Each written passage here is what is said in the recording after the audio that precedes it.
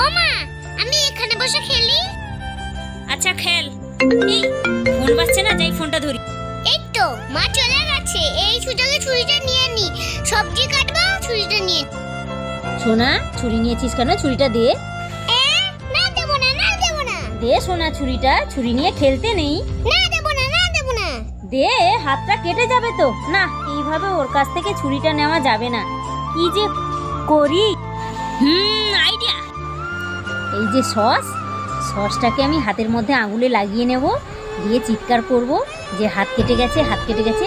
দেখি সোনাই কি করছে। হাত কেটে গেছে, হাত কেটে গেছে।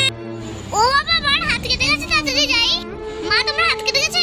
হ্যাঁ সোনা, এই তো কাটতে গিয়ে ছুরিতে হাতটা কেটে গেল, কতটা রক্ত বেরোচ্ছে। ও বাবা, আমি ছুরিটা রেখে দিই, না আমার হাতটা কেটে যাবে। হ্যাঁ, ঠিকঠাক কাজে লাগলো তো।